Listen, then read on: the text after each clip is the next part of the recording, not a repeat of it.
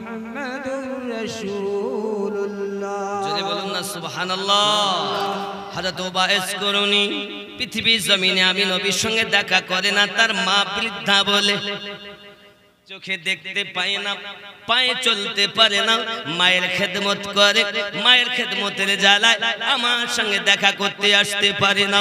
কিতাবের ভিতরে বর্ণনা আমার নবী পাক সাল্লাল্লাহু আলাইহি ওয়াসাল্লাম বলেন তার দোয়াতে বনি কাবিল বনি ওজরবত বংশের যত বকরি গায়ে লোম আছে ওই লোম পরিমাণ জাহান্নামী আল্লাহ জান্নাতে বানাবেন। একজন নবীর আশিকের দোয়ায় যদি এত জাহান্নামী জান্নাতি হয়, এখনো ভারতবর্ষের মাটিতে লক্ষ লক্ষ আল্লাহর নবীর আশিক রয়েছে।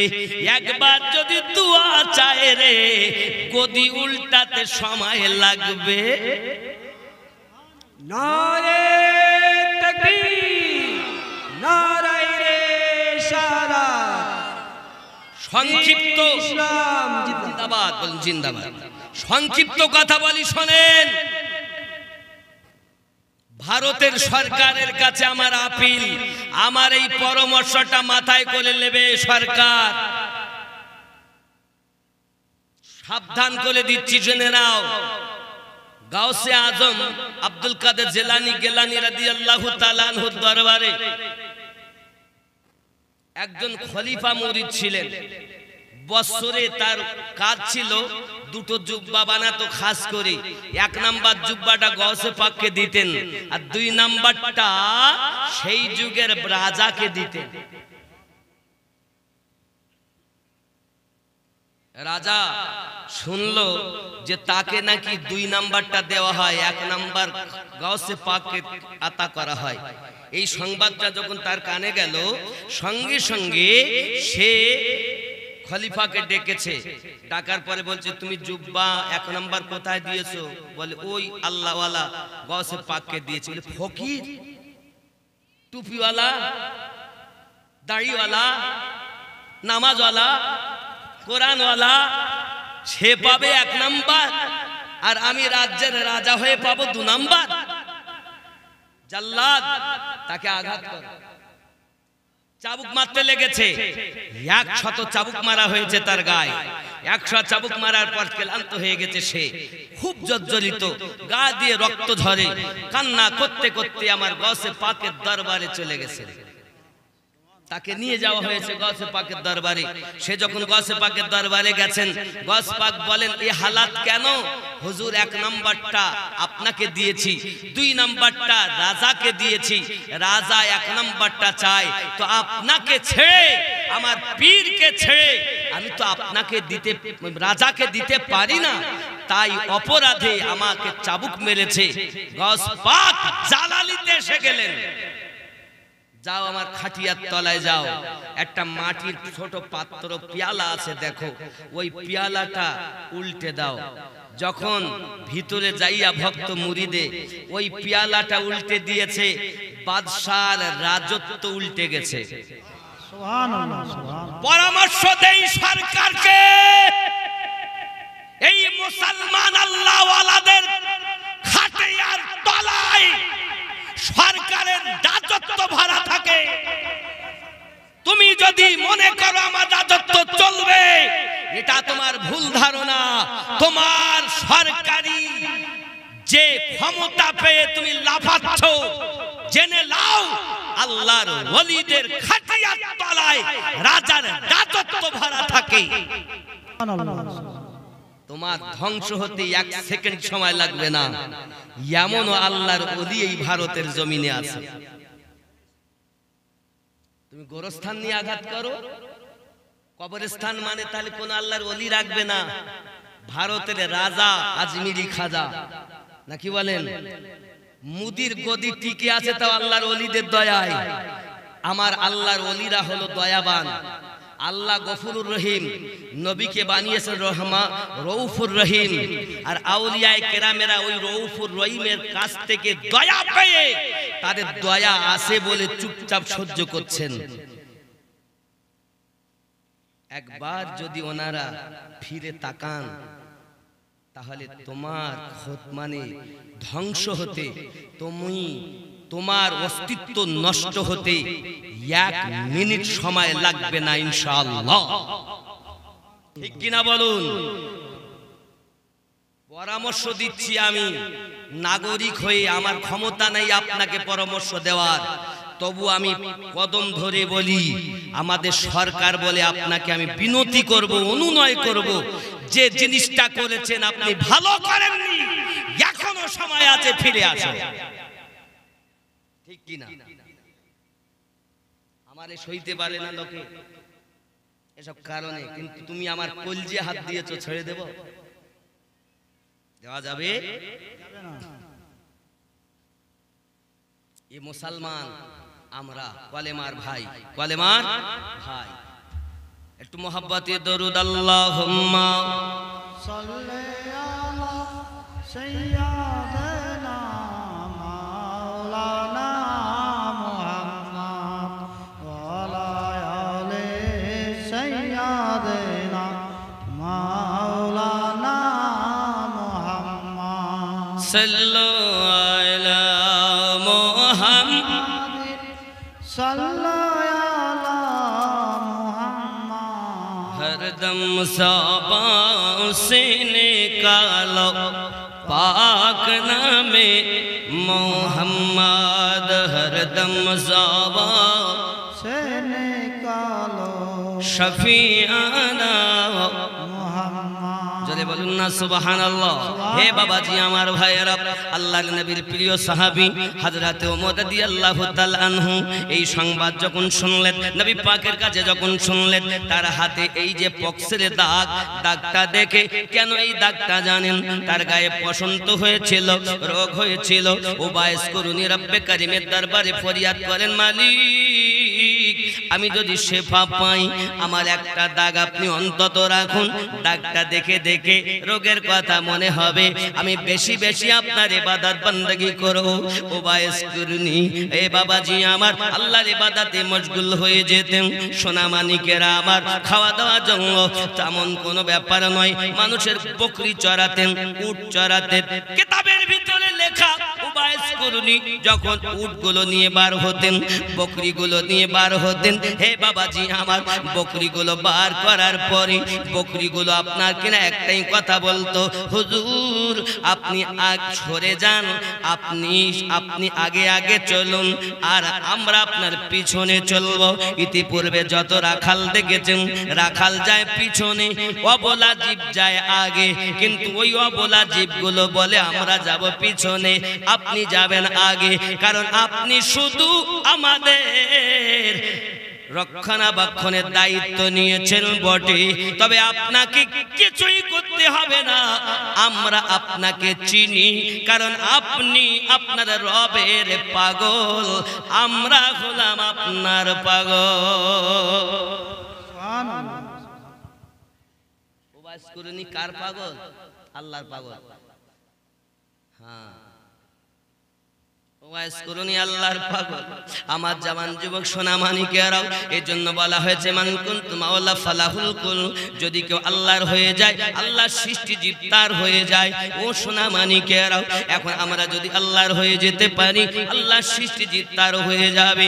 বাঘ তাকে দেখে ভয় করবে, সিংহ তাকে দেখে ভয় করবে, পানির জীব তাকে দেখে ভয় করবে, কারণ আল্লাহ পাক আল্লাহ তাআলা বলেছেন, ওমা খালাকতুল জিন্না ওয়াল ইনসা ইল্লা লিয়াবুদুন, সর্বশ্রেষ্ঠ করে আমি জিন এবং মানব জাতিকে আমার ইবাদত করার জন্য প্রেরণ করেছি।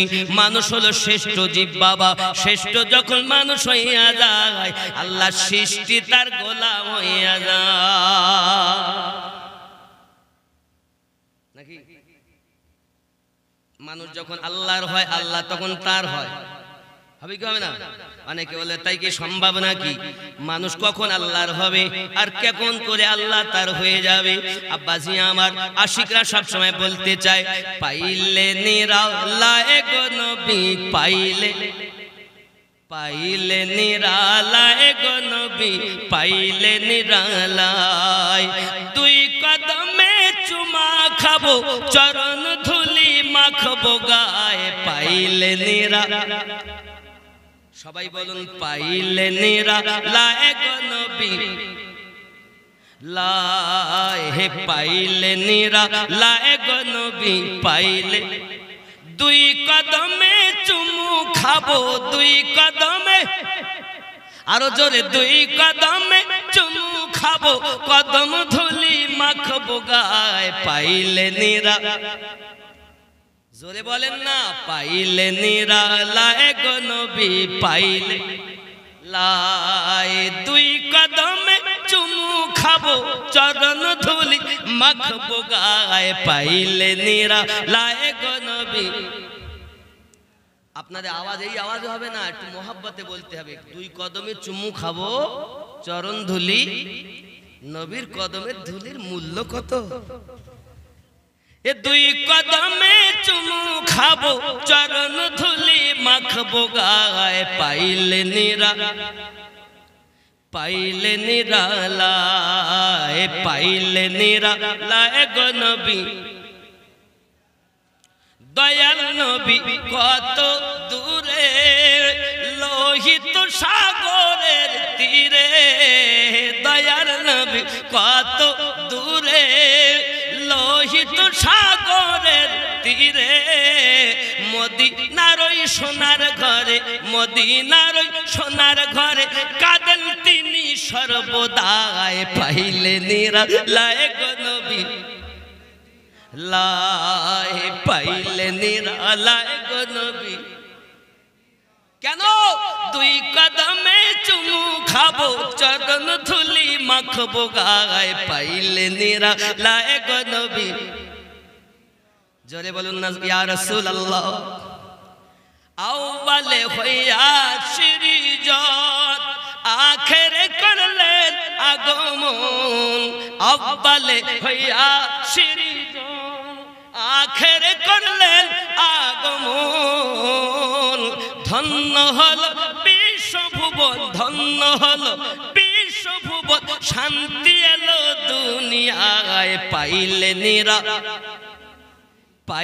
নিরালায় পাইলে নিরালায় গো নবী। দুই কদমে চুমু খাবো দুই কদমে চরণ ধুলি মাখবো গায় পাইলে নিরালায় গো নবী।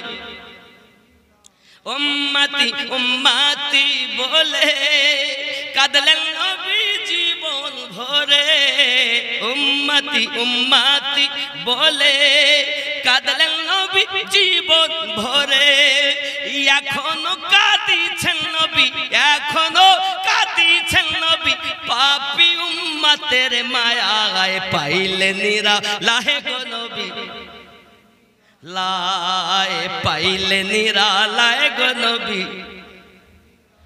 দুই কদমে চুমু খাবো দুই কদমে চরণ ধুলি মাখবো গায় পাইলে নিরা।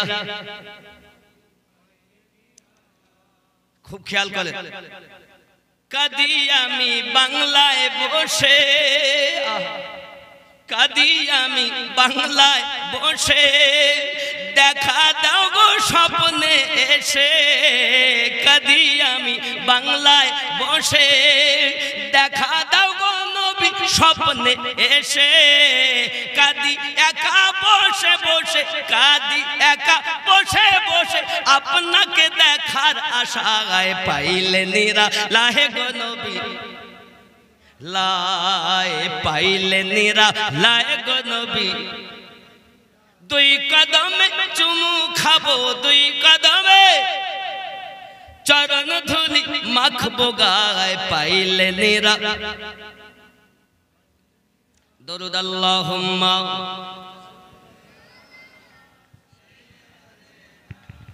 মাওলানা মুহাম্মদ ওয়ালা আলি সাইয়্যিদিনা, মাওলানা মুহাম্মদ সাল্লু আলা মুহাম্মাদিন সাল্লু আলা,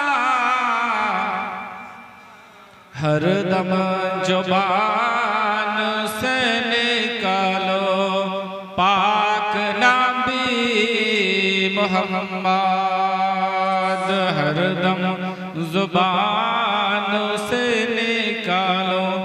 শাফিয়ানা মুহাম্মদ সাল্লাল্লাহু আলাইহি ওয়াসাল্লাম। এখন উবাইস কুরনির মতো আশিক জীবনে নবী দেখেননি। আমিরুল মুমিনিন হযরত ওমর রাদিয়াল্লাহু তাআলা আনহু মদিনা মুনাওয়ারাতে আপনার কিনা হজের মৌসুমে মক্কাতে পৌঁছিয়েছেন। বাবা মক্কাতে পৌঁছানোর পরই খানায়ে কাবার নিকটে এলান শুরু করে দিয়েছেন, আপনাদের মধ্যে কেউ কি কুরুন দেশের মানুষ আছেন? একজন ব্যক্তি উঠে দাঁড়িয়েছেন, আমার নাম। উনি জিজ্ঞাসা করছেন, কুরুন গ্রামে আপনার বাড়ি? জি হ্যাঁ। তো নাক, চোখ, মাথা, চুল, হাত, আমার রাসূলে পাক দেহ সম্পর্কে যে নিশানা নমুনাগুলো বলেছেন একটাও মিলছে না। বলছে, বাবা আপনার বাড়ি কুরুন গ্রামে?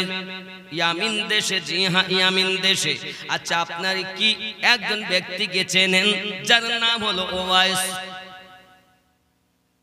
উবাইস কুরনি। বলছেন উবাইস কুরনি একজন পাগলা ব্যক্তি, পাগল ব্যক্তি। এই পাগলের প্রেমিক, পাগলের খোঁজ একজন আমিরুল মুমিনিন নিতে পারেন না। কারণ আমিরুল মুমিনিন রাদিয়াল্লাহু তাআলা আনহু অর্ধ পৃথিবীর খলিফা, আর সে হলো শুধু পাগল ব্যক্তি। ওই পাগলের খোঁজ নিতে পারে না। ওই ব্যক্তি যা বলেছেন ঠিক বলেছেন, কারণ ওই ব্যক্তি হলো শরিয়াতের ব্যক্তি, শরিয়াতের খবর দিয়েছেন। আর আমার নবী হলেন আল্লাহ পাকের নিয়ামত প্রাপ্ত নবী। নবী পাকের কাছে নিয়ামতি কথা শুনে ফারুক আজম তার জন্য পাগল হয়েছে। কারণ রাস্তার পাথর পরশ পাথর এক নয়, সাধারণ ব্যক্তি আর নবীর আশিক ব্যক্তি এক নয়। সুবহানাল্লাহ সুবহানাল্লাহ।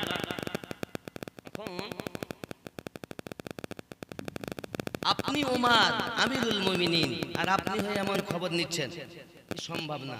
বাবা শাসনকর্তা কত সুন্দর, আর আমাদের শাসনকর্তা কেমন? আমাদের শাসনকর্তা দেখবেন আর ওই যুগের শাসনকর্তা দেখবেন। আরো একটা পরামর্শ আমি ভারত সরকারকে দেই, পরামর্শ শোনো। শাসনকর্তা কেমন হবে? তুমি সামান্য ভারতের সরকার, আর অর্ধ পৃথিবীর সরকার ছিলেন আমিরুল মুমিনিন। জোরে বলো। যে উমারের কথা বলছি এটা শুনে নাও। অর্ধ পৃথিবীর খলিফা ছিলেন তিনি। তার হালাত ছিল এমন, এ বাবাজি আমার সোনা মানিকের, একদিন ওমর রাদিয়াল্লাহু তাআলা রাতের বেলাতে আপনার কিনা বেশভূষা পরিবর্তন করে আপনার সাধারণ পোশাকে এলাকায় ঘুরে বেড়াতেন। কে খেতে পেয়েছেন, কে পাইনি, কার কষ্ট হয় কি হয়নি, এইভাবে খুঁজে বেড়াচ্ছেন ওমর রাদিয়াল্লাহু তাআলা আনহু। হঠাৎ করে আমিরুল মুমিনিন রাদিয়াল্লাহু তাআলা আনহু একটা দরজাতে চলে গেলেন। ওই দরজার কাছে কান্নার আওয়াজ শোনা যায়। আর আপনার কি নাম আমিরুল মুমিনিন রাদিয়াল্লাহু তাআলা আনহু আপনার দরজার কাছে আওয়াজ দিলেন, কে আছেন বাড়িওয়ালা, দরজাটা খুলুন। দরজা খুলেছেন। অসুবিধা হচ্ছে? বাদ দেব? আমি ছেড়ে দেব? তা কি হচ্ছে পিছনে? ও জোরে বলুন সুবহানাল্লাহ সুবহানাল্লাহ। জোরে বলুন ইয়া রাসূলুল্লাহ। আমার আমিরুল মুমিনিন রাদিয়াল্লাহু তাআলা আনহু এমন সময়তে ভিতরে ঢুকেছেন। ঢুকে দেখেন একজন মহিলা পাশে কয়েকজন বাচ্চা বসে আছে, আর উনুনের উপর একটা হাঁড়ি চাপানো আছে। হাঁড়িটা আপনার নিচে জাল জ্বলতেছে, বাচ্চাগুলো কান্না করতেছে। এমন সময়তে বলছেন, মা কি ব্যাপার, এমন হালাত কেন? বাচ্চাগুলোকে জিজ্ঞাসা করতেন এমন হালাত কেন? বলে এই কারণে কাঁদি, আমার 3 দিন ধরে ক্ষুধার্ত। কয়দিন? 3 দিন ধরে ক্ষুধার্ত। এই 3 দিন ক্ষুধার্ত থাকি, বাচ্চাগুলো খেতে চায়, আমি মা কোথা থেকে খেতে দেব? আমি খেতে দিতে পারি না, তাই রাস্তা থেকে পাথর কুড়িয়ে এনেছি। ওই পাথরগুলো আপনার হাড়ির ভিতরে দিয়েছি, তাতে পানি দিয়েছি, নিজে থেকে জাল জ্বালাই, ফুটান্ত আওয়াজ হয়। বাচ্চাগুলোকে বলি, বাচ্চারা তোমরা একটু শান্ত হও, আমি মা তোমাদের জন্য গোশত রান্না করতেছি। বাচ্চাগুলো কাঁদে আর বলে, মা আর সহ্য হয় না, আর সহ্য হয় না। আমি এই জন্য বাচ্চাগুলোকে সান্ত্বনা দেই, কারণ আমাদের খলিফা আমিরুল মুমিনিন রাদিয়াল্লাহু তাআলা আনহু আমাদের খোঁজ লেই নাও, আমাদের খোঁজ লেই নাও। এই জন্য বড় দুঃখে আপনার ব্যথায় ব্যতীত আপনার কিনা ওই মহিলা আমিরুল মুমিনিন রাদিয়াল্লাহু তাআলা চেনেন নাও, উনি চট করে বাড়ি গেলেন। বাড়ি যাওয়ার পরে আপনার কিনা সরকারি গুদামের ভিতরে যাই আপনার আওয়াজ দিচ্ছেন, এই আসলাম আমিরুল মুমিনিন লাব্বাইক হুজুর বলুন, জলদি করে যত সবজি আছে একটি বস্তার ভিতরে ভরো। একটি বস্তাতে ভরা হয়েছে, আটার বস্তা নিয়েছে আর আপনার কিনা সবজিগুলো নিয়েছেন। আমিরুল মুমিনিন বলেন, আসলাম আমার পিঠে তুলে দাও। সঙ্গে সঙ্গে বলেন, হুজুর আপনি তো আমিরুল মুমিনিন, আপনি তো হলেন অর্ধ পৃথিবীর খলিফা। ভারত সামান্য একটি দেশ আর আমিরুল মুমিনিন অর্ধ পৃথিবীর খলিফা। বাবা আমিরুল মুমিনিনের কাছে আমিরুল মুমিনিন হলেন হাতি আর নরেন্দ্র মোদী হলো একটি মশা, একটি মশা। জেনে রাখো, আমি জানি আমার দুশ্মনের অভাব নাই, কিন্তু কিছু করার নেই। আমি জানি দুনিয়া এসেছি একবার, যাব একবার। জেনে রাখো বাবা, হযরত আমিরুল মুমিনিন রাদিয়াল্লাহু তাআলা যখন এই কথা বলেছেন, আব্বাজি আমার সোনা মানিকেরা, আসলাম বলেন, হুজুর আপনি আমাকে দিন পৌঁছে দেই যেখানে নিয়ে যাবেন। না বাবা না, আমার পিঠে তুমি তুলে দাও। এখন আমিরুল মুমিনিন রাদিয়াল্লাহু তাআলা পিঠে উঠিয়ে দিয়েছেন। উনি রাতের বেলাতে ওই দরজাতে যাইয়া বাড়ির ভিতরে প্রবেশ করলেন। নিজ হাতে আটাগুলো ছেনেছেন, নিজ হাতে রুটি বানাইয়াছেন, নিজে রুটি বানাইয়াছেন, সবজি বানাইয়াছেন। বাচ্চাগুলো যে ঘুমিয়ে গেছে তাকে তুলেছেন, বাচ্চাগুলো তুলে নিয়ে আদর যত্ন করে বাচ্চাগুলোকে খেতে দিয়েছেন। রুটিগুলো বানাইয়া ওই মহিলাকে দিয়েছেন, মহিলাও খায়, বাচ্চাগুলো খায়, আনন্দ করে। হে বাবাজি আমার, মহিলাটা বলতে চায়, বাবা আমাদের এই রাজ্যের খলিফা ওমর রাদিয়াল্লাহু তাআলা আনহু না হয়ে যদি আল্লাহ আপনাকে খলিফা বানাইতো, রাজ্যটা বড় শান্তিতে চলতো। কিন্তু ওমর খলিফা হয়েছে, 3 দিন ধরে আমাদের খবর লাই না। কিয়ামতের দিন আল্লাহর কাছে তার জন্য জবাবদিহি করতে হবে। আমিরুল মুমিনিন রাদিয়াল্লাহু তাআলা আনহু সংবাদটি শুনে কিছুই বললেন না, শুধু বলতেছেন, মা সকালবেলা আপনি ওমর ফারুকের দরবারেতে যাবেন, আমি ওখানে উপস্থিত থাকব। আপনার উপযুক্ত হক আমি দরবার থেকে পূর্ণ করে দেব। সুবহানাল্লাহ, সুবহানাল্লাহ।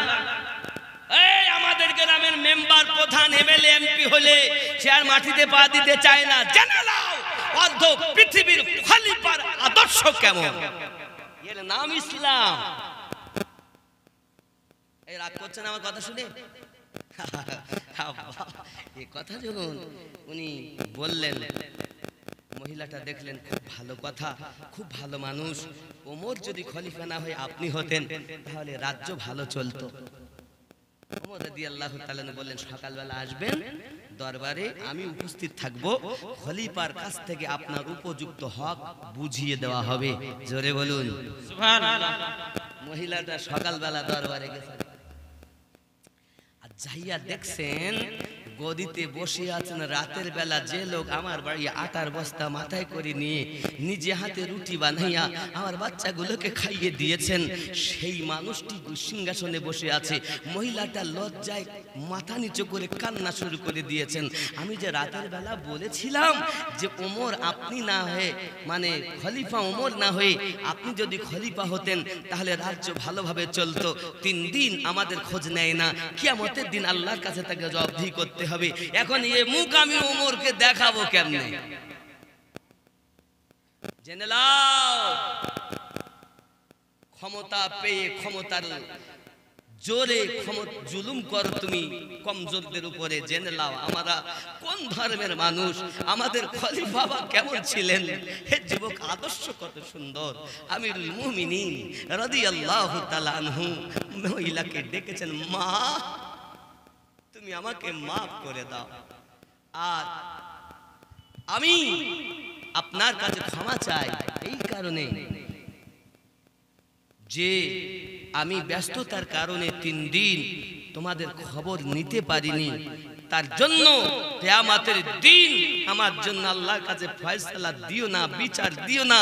কিয়ামতের কঠিন আযাব থেকে আমাকে রেহাই দেওয়ার জন্য আল্লাহর কাছে ফরিয়াদ করো। বলো মা, তোমার যা হক আমি আমিরুল মুমিনিন বুঝিয়ে দেই। শুধু কঠিন দিনে শাস্তি থেকে আমি যেন রেহাই পাই, এটাই হলো তোমার কাছে কামনা। বলো আমাকে ক্ষমা করলে কিনা। মহিলাটা কাঁদেন আর বলেন, হুজুর আপনার মতো খলিফা জগতে আর হবে না, আপনার মতো খলিফা হবে না, আমি ভুল করেছি, মাফ করে দিন। মহিলাও বলে, আমি আপনাকে মাফ করে দিলাম। জোরে বলুন সুবহানাল্লাহ।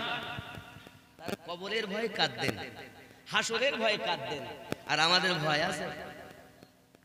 ক্ষমতা পেয়েছি, রাজ্যের মানুষের প্রতি অত্যাচার শুরু করে দিয়েছি, তবুও তো খেয়ে কাজ পেল না। কবরস্থান নিয়ে, মসজিদ নিয়ে, মাদ্রাসা নিয়ে, হে বাবা ঈদগাহ নিয়ে, কখনোই সম্ভব নয়।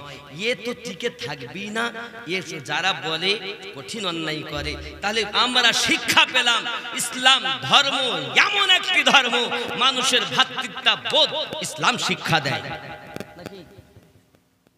মানুষের পাশে দাঁড়ানোর শিক্ষা ইসলাম দিয়েছে, নাকি বলেন আব্বা আমার? কারণ নবীর জিন্দেগি হলো পৃথিবীর জন্য মডেল।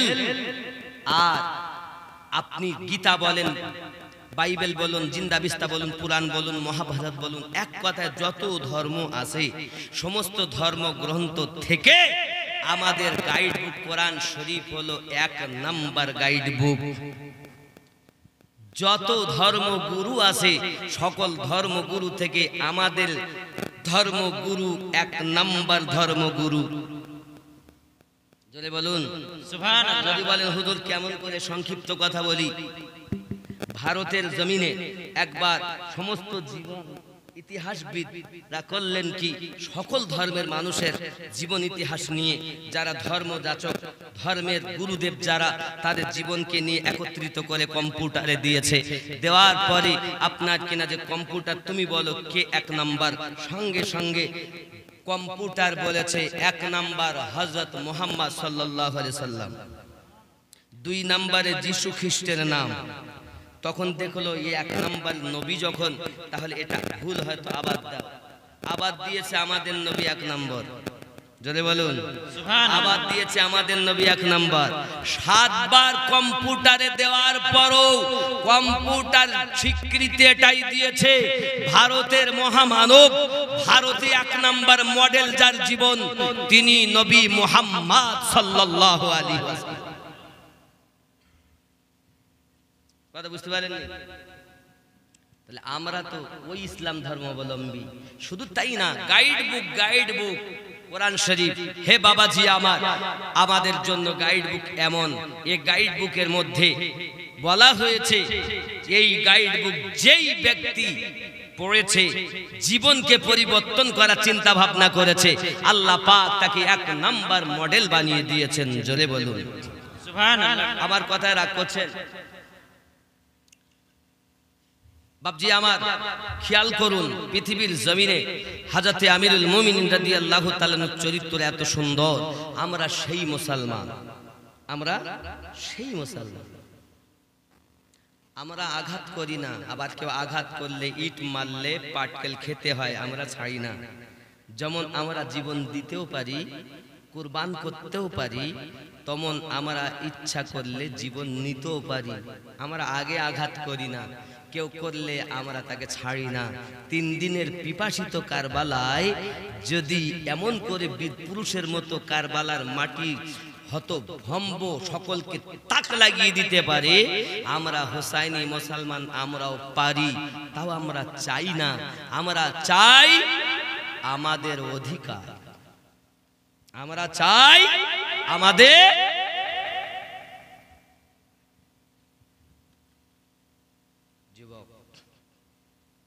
হযরতে উবাইস কুরনি রাদিয়াল্লাহু তাআলা আনহু রাস্তায় আপনার কিনা বকরিগুলো আগে, উটগুলো আগে, তিনি আপনার কিনা দেখেন সবাই আপনার খাওয়া দাওয়া করে উনি জঙ্গলের ভিতরে লতা পাতা একটা গাছ বা ঘর বানিয়ে তার ভিতর জিকির আজকার করেন।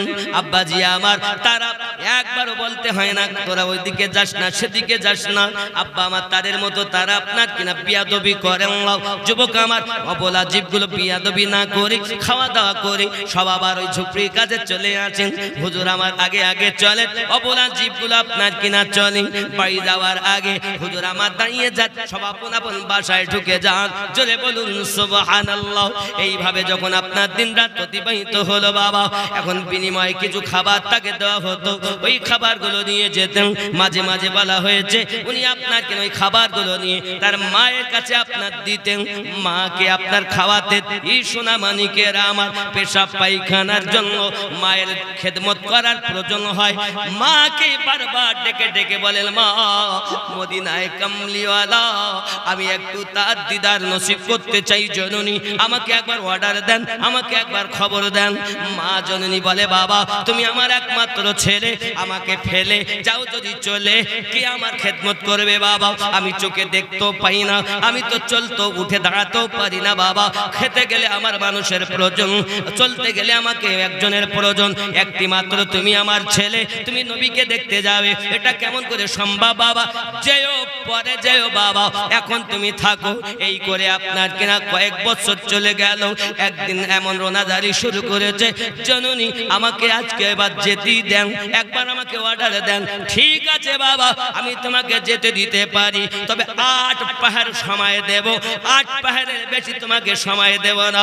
উবাইস করুনি বড় আনন্দিত মনে বলেন, মা জননী আমার চিন্তা নাই, আপনার যাহা কিছু লাগবে সব আপনার পাশে আমি দিলাম, কিন্তু আমি চলে যাব। 8 ঘন্টা আমার সময় দিয়েছেন, মায়ের হাতের কাছে খাবার।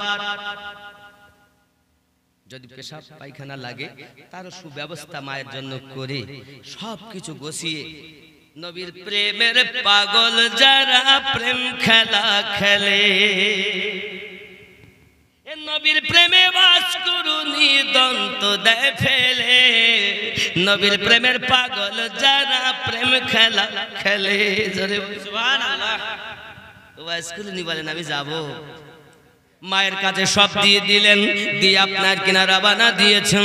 ওবাইস করুনির মনে আনন্দ, আজ আপনার আশিকের মনে আনন্দ, মাসুকের সঙ্গে দেখা হবে।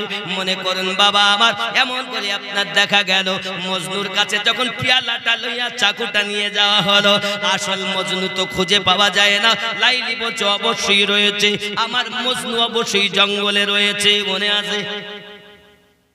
আমরা রক্তের বিনিময়ে দুধ খাই না, তোমার তো একটাও ঠিক পাইনি গো, কেউ তো সব চলে গেল। বলছে যা, আমার মজনু আছে জঙ্গলে, যা। দাসী এসেছে, এসে জঙ্গলে ভিতরে ঢুকে দেখে একজন শুধু লাইলি হাতে আঙুলকে কলম বানাইয়া জমিনকে কাগজ বানাইয়া লিখছেন, লাইলি লাইলি লাইলি। যে দুধ তো খাওয়া দূরের কথা, দুধের গন্ধ পর্যন্ত পাইনি। এতদিন যাদের খাওয়াইছি সব নকল, আর এই তো আসল। আঙুলকে কলম বানায়া জমিনকে কালি বানা কাগজ বানাইয়া লিখে লাইলির নাম। আমার জওয়ানেরা, ওই দাসী যখন পেয়ালা আর চাকু দিয়ে গেছে, মজনু তখন করলো কি, সই না শুনেছে লাইলির শরীর খারাপ, সঙ্গে সঙ্গে পেয়ালা ভর্তি নিজের দেহের রক্ত আপনার কিনা দেওয়ার জন্য প্রস্তুত। ওরে আমার সোনা মানিকেরা, বোঝা গেল রক্ত নিয়ে আপনার কিনা হাজির হয়ে গেছেন। এমন সময়তে লাইলি বলে, দেখোছো আমার মজনু হলো একজন, আমার মজনু কোনো ডবল নাই। সোনা মানিকেরা আমার, প্রেম কাকে বলে? এখন ধোঁকাবাজ তো চিটিংবাজ, আপনার কখনো প্রেমিক হতে পারেন না। উবাইস করুনি রাদিয়াল্লাহু তাআলা আনহু নিজের মাকে ছেড়ে প্রেমের টানে আপনার ছুট মেরেছেন। দৌড়ে যেতে যেতে যেতে যেতে, হে বাবাজি আমার, 4 ঘন্টা সময় লেগে গেছে। মসজিদ নববীর মেম্বার, মসজিদ নববী খানা দেখতে পাচ্ছেন, মিনার খানা দূর থেকে দেখতে পাচ্ছেন বাবা। এই মেম্বার খানা আপনার দেখছেন দূর থেকে, মিনার দেখছেন, আর আপনার কিনা চোখ দিয়ে পানি ঝরতেছে। এটি সেই মসজিদ যেখান যে মসজিদের ইমাম আমার মাসুক, আমার দয়াল নবী। জোরে বলুন সুবহানাল্লাহ। ওবাইস করুনি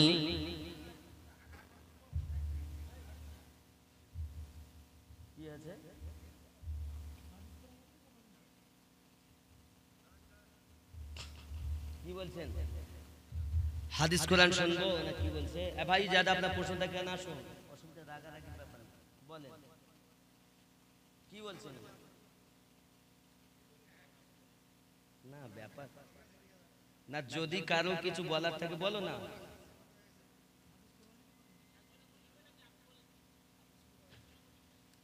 দেখুন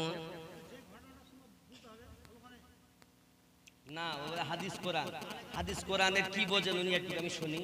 সূরা ফাতিহাটা উনি সালামটাই আমাকে দেখ ভালোভাবে আগে, সালামটা যদি ওনার নির্ভেজাল হয় আমি এখানে হাদিসই বলবো, প্রত্যেকটি আয়াত বলবো তার মানে করবো। উনি তো বলছেন আমি হাদিস কোরআন, উনি আমাকে সালামটাই দেখ, সালামের মধ্যে ভুল আছে কিনা আমি দেখাই দিচ্ছি।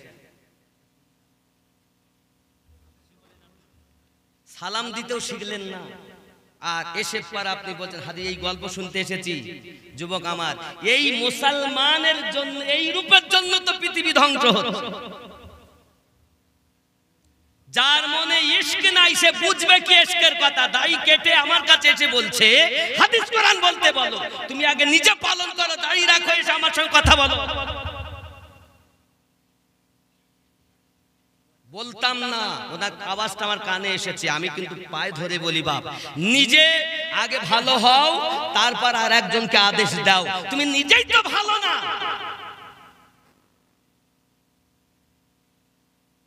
আল্লাহ আমাদের বুঝ শক্তি দেখ, জোরে বলি আমিন। দেখবেন কেউ যদি কিছু করে আগে মুসলমান আঘাত করে, অমুসলিমের আঘাত করে না। এই কলেমা পড়ি, এই জন্য তো আমরা মুসলমান ধ্বংস হয়েছি পৃথিবীতে। কারবালায় হোসেনকে শহীদ করেছে কারা? কলেমা পড়নেওয়ালারা। একবারও কেউ করেছে? কেউ এসে বেঁধেছে? অন্য কেউ করেনি। লা ইলাহা ইল্লাল্লাহ মুহাম্মাদুর রাসূলুল্লাহ সাল্লাল্লাহু আলাইহি ওয়াসাল্লাম যে পড়েছে, সেই নবীর কলেমাও পড়েছে, আবার নবীর নাতির গলায় ছুরিও। কারা? এই মুসলমান। এজন্য বাবা খালি কলেমা পড়লি মুসলমান না, কলেমা ওয়ালা দিলে গাঁথতে হয় কলেমাকে, এই অন্তরে ঠাই দিতে হয় কলেমাকে। যে ঠাই দিয়েছে সেই হলো পাক্কা ঈমানদার। উবাইস কুরনি হলেন ওই ব্যক্তি যার দেহতে নবী নবী হতো, আল্লাহ আল্লাহ হতো। জোরে বলুন। ছুটে চলেছেন মদিনায়। মসজিদ নববী এমন একটি মসজিদ, যে মসজিদ নববীতে এক রাকাত নামাজ পড়লে 50,000 সওয়াব পাওয়া যায়। জোরে বলুন, কয় রাকাত? 50,000 সওয়াব কয় রাকাতে হবে? আর কাবাতে গেলে 1 লক্ষ রাকাত। জোরে বলুন। এখন মক্কায় যাওয়ার ইচ্ছা আছে? আছে? টাকা যাদের আছে বাবা, বেশি খরচা লয়, 1,20,30,000 টাকার মধ্যে আপনি হজ উমরা মানে উমরা করতে পারবেন, কাবাও দেখতে পারবেন, আল্লাহর নবীর রওজাও দেখতে পারবেন। নিয়ত করুন আল্লাহ যেন আপনাকে মদিনার মেহমান বানায়, এই দোয়া আমি করি। জোরে বলি আমিন, আরো জোরে বলি আল্লাহুম্মা আমিন। আব্বা আমার হযরত উবাইস কুরনি রাদিয়াল্লাহু তাআলা আনহু মদিনায় পৌঁছিয়ে হুজরা মুবারাকার কাছে যাইয়া আওয়াজ দিতেছেন, সালাম দিতেছেন, আসসালাতু ওয়াসসালামু আলাইকা ইয়া রাসূলুল্লাহ, আসসালাতু ওয়াসসালামু আলাইকা ইয়া নবী আল্লাহ। এই কথাই যখন বলতেছেন বাবা, এমন সময়তে ভিতর থেকে আওয়াজ আসছে, কে আপনি? প্রিয় নবী সাল্লাল্লাহু আলাইহি সাল্লাম বাড়িতে নেই, আল্লাহর হাবিব বাড়িতে নেই। আর বাড়ি নেই কথা শোনার সাথে সাথে মন খারাপ। জোরে বলুন, কি খারাপ? মন খারাপ। নবী বাড়ি নেই। আব্বাজি আমার আশিক জানে তার মাসুকের কথা, ব্যথায় ব্যথিত। মায়ের কাছে ওয়াদা করে এসেছেন 8 ঘন্টা টাইম পেয়েছেন, 8 ঘন্টা, 4 ঘন্টা তো চলে গেল, যেতেও 4 ঘন্টা লাগবে। এখন অপেক্ষা করা তো যায় না, আশিক মাসুকের ব্যাপার। যুবক আমার, এখন যখন শুনতে পেলেন নবী নেই, উনি আর অপেক্ষা করতে পারলেন না, মদিনা থেকে চলে আসলেন। এখন এইখানে নবী না দেখে আসা আর উবাইস কুরনির ভালোবাসা, দুটোর মধ্যে পার্থক্য কি? একদিকে মায়ের খেদমত আর একদিকে রসুলে পাকের দিদার। এইখানে গিয়ে ইমামে রব্বানি মুজাদ্দিদ আল ফেসানি রাদিয়াল্লাহু তাআলা মাকতুবাত শরীফে উনি উল্লেখ করেছেন, যদি উবাইস কুরনি জানতেন যে আমাদের মায়ের থেকে বেশি নবীর সঙ্গে সাক্ষাৎ করা জরুরি, তাহলে উনি হয়তো এটা না করে, নবীর সাথে সাক্ষাৎ না করে উনি আসতেন না। উবাইস কুরুনি রাদিয়াল্লাহু তাআলা আনহু যেহেতু রাসূলের পাককে সাক্ষাৎ না করে এসেছেন মায়ের কাছে, তাই তিনি সাহাবী হতে পারেননি, তিনি তাবিঈন হয়েছেন। জোরে বলুন সুবহানাল্লাহ। কথা বুঝতে পেরেছেন? আব্বাজি আমার, এই কথাটি সহিহ বুখারী কিতাবুল ঈমান হাদিস নাম্বার 15, আনাস বিন মালিক রাদিয়াল্লাহু তাআলা আনহু বলেন, লা ইউমিনু আহাদুকুম হাত্তা আকুনা আহাব্বা ইলাইহি মিন ওয়ালিদিহি ওয়া ওয়ালাদিহি ওয়ান নাসি আজমাইন। সহিহ বুখারী কিতাবুল ঈমানের 15 নম্বর হাদিসে আনাস বিন মালিক রাদিয়াল্লাহু তাআলা আনহু বলেন, হাদিসটি এই রূপ, তার বাংলা অর্থ, হতে পারবে না তুমি ঈমানদার ততক্ষণ তোমার অর্থের থেকে বেশি, তোমার সন্তানের থেকে বেশি, তোমার পিতা মাতা থেকে বেশি, পৃথিবীর সমস্ত মানুষের থেকে বেশি, এমন কি তোমার জীবনের থেকে বেশি নবীকে যদি প্রেম না করো, লা ইউমিনু, তুমি মুমিন নও। হাদিসে নবী সহিহ বুখারী কিতাবুল ঈমান 15 নম্বর হাদিস থেকে এটাই আমরা বুঝতে পারলাম, জানের থেকে বেশি নবীকে প্রেম করে যে পাক্কা ঈমানদার হলো, ঠিক কি না? দলিল দিয়ে নবী চেনা যায় না, দিল দিয়ে নবী চেনা যায়। সুবহানাল্লাহ। দলিল দিয়ে নবী পাওয়া যায় না, মন দিয়ে নবী পাওয়া যায়। কথা বুঝতে পারছেন নাকি? আল্লাহ দলিল দিয়ে পাওয়া যায় না, আল্লাহ চিনতে গেলে ভালো একটা মনের প্রয়োজন, ঠিক কিনা বলেন? তাহলে আমরা বলেছি লা ইলাহা ইল্লাল্লাহ। যারা বলছেন, বক্তব্য আমার শুনছেন, সব রকম শ্রোতা আছেন, আমি আপনাকে একটা কথা বুঝাই, আজ পর্যন্ত আপনারা বুঝেছেন যে লা ইলাহা ইল্লাল্লাহ কোথাতে বলবো? আল্লাহ আমাদেরকে সৃষ্টি করেছেন, মানুষ কিসে সৃষ্টি করেছেন জানেন না? শুনে রাখেন, বলতাম না তবু বলছি, অনেকবার বলেছি, আবারও বলছি আজকের মেহফিলে, আল্লাহ পাক আমাদেরকে শ্রেষ্ঠ বানিয়েছেন। আমরা কেন শ্রেষ্ঠ? আমাদের থেকে তো কত বড় জীব আছে, আল্লাহ তাদের শ্রেষ্ঠ বলেননি, আমাদের বলেছেন কেন? তাহলে তো একটা কারণ আছে, কারণ আছে না? নাই আছে। আব্বা আমার, সেই কারণটা কি জানুন? আমাদেরকে 10টা জিনিস দিয়ে আল্লাহ সৃষ্টি করেছেন, 5টি নিয়েছেন আলামে খলক। এই জগতে আমরা বাস করতেছি, আপনারা আছেন, এটা হলো আলামে খলকের জগৎ, মায়ার দুনিয়া, মায়া আর মায়া। দেখেন, বন্ধু বন্ধুর সঙ্গে মায়া, ভাই ভাইয়ের সাথে মায়া, সন্তান বাপ মায়ের সঙ্গে মায়া, স্বামী স্ত্রীতে মায়া, আছে না নাই? এই মায়া আছে না নাই? মায়া আছে বলি তা তো কষ্ট করতেছি, মায়া আছে বলে তো এখানে এসেছি নাকি? আজ আমাকে ভালোবাসেন, মায়া আছে, আমিনুদ্দিন এসে চল যাই, ভালোবাসি যাই, মায়া আছে বলে এসেছে নাকি? বলেন, কথা বলেন না কেন? ভালোবাসা আছে বলে এসেছে। তাহলে এটা হলো মায়ার দুনিয়া, মায়ার জন্য ছুটি বাড়াচ্ছি, আরামের বিছানা ত্যাগ করি, ছেলে মেয়ে ফেলি চলে এসছে জালসা। কেন? ভালোবাসা আছে তাই, ঠিক কিনা? কথা বলেন না, ভুল বলছি নাকি? ভালোবাসা আছে তাই। এবার আমিনুদ্দিনের বক্তব্য শুনে যদি আল্লাহ এবং নবীর আশিক হতে পারি, আল্লাহওয়ালা হতে পারি, নবীওয়ালা হতে পারি, জীবন পরিবর্তন করতে পারি, আরো আশা এটা, ঠিক কিনা বলেন? দুটো কথা শুনে শিক্ষা গ্রহণ করব, আমল করব, এই আশায় এসেছে, ঠিক কিনা বলেন? আব্বা আমার, খেয়াল করেন, এমন সময় পৃথিবীর সারজমিনে আমাদের এই যে মুহূর্ত, তাহলে 5টি জিনিস আলামে খলকের কি কি? আগুন আমাদের দেহের মধ্যে আছে, আগুন মানে তাপ, দেহের একটা তাপ আছে না? আগুন, পানি, মাটি, বাতাস। কটা হলো? 4টি। আবার বলি, আগুন, পানি, মাটি, বাতাস, 4টি। আর একটা হলো মানে লতিফা, যেটার নাম হলো বলা হয় নাফসে আম্মারা। এই 5টি জিনিস এই দুনিয়া থেকে আল্লাহ নিয়েছেন, আর 5টি আল্লাহ আলামে রুহের জগৎ থেকে নিয়েছেন। সেই 5টি কি? কল, রুহু, সির, খফি, আকফা। এখন আমি মুসলমান দাবি করি, লা ইলাহা ইল্লাল্লাহ মুহাম্মাদুর রাসূলুল্লাহ সাল্লাল্লাহু আলাইহি ওয়াসাল্লাম। সহিহ বুখারী কিতাবুল ঈমান হাদিস নাম্বার 8। এই হাদিসটি বর্ণনা করেছেন নবী পাক সাল্লাল্লাহু আলাইহি ওয়াসাল্লাম, বলেন, ইসলামের বুনিয়াদ 5টি জিনিসের উপরে। প্রথম নাম্বার কলেমা, লা ইলাহা আরে ইল্লাল্লাহ পরে, আগে আপনার হুজুর যারাই কলেমা শিখে তাদেরকে জিজ্ঞাসা করবেন, হাত ধরে বলি আপনাকে, আপনি আমার দুশমন নন, আপনি আমার কলেমার ভাই। হাত ধরে বলি একটু, আপনি তো মনে করছেন আপনার হুজুর ভালো, তা আমিও বলি ভালো, একটু জিজ্ঞাসা করবেন যে লা ইলাহা, আরবিতে বললাম, এর বাংলা অর্থ কি? নেই কোনো মাবুদ, নেই কোনো ইবাদতের উপযুক্ত, নেই কোনো ইলাহ, নেই কোনো ইবাদতের উপযুক্ত। তা নেই কোনো ইবাদতের উপযুক্ত আগে বলবো কেন? আল্লাহ তুমি রহিম, আল্লাহ তুমি রহমান, আল্লাহ তুমি মালিক, আল্লাহ তুমি সত্তার, আল্লাহ তুমি গফুর, আল্লাহ তুমি গফফার, আল্লাহ তুমি রহমান, আল্লাহ তুমি রহিম, তোমার এত নাম, সে নাম ধরে ডাকতে দিলে না, আগেই বলতেছো নেই কোনো মাবুদ। আপনার হুজুরকে জিজ্ঞাসা করবেন তো, যেই নেই কোনো মাবুদ কোথাতে বলতে হয়? সে তো কলেমা পড়েছে, নিজেই জানে না। এই জন্য নবী বলেছেন ৭৩টা দল হবে, ৭২টাই জাহান্নামে যাবে। কলেমা পড়ার পরও একটা দল মাত্র জান্নাতে যাবে। নবী নিজ জবানে বলেছেন কুল্লুহুম ফিন্নার, সব জাহান্নামী ইল্লা মিল্লাতান ওয়াহিদাতান, শুধু একটি দল ব্যতীত। সাহাবী রাসূল বলেন ক্বালা মান হিয়া, ইয়া রাসূলুল্লাহ ওই দলটি কোন দল হবে?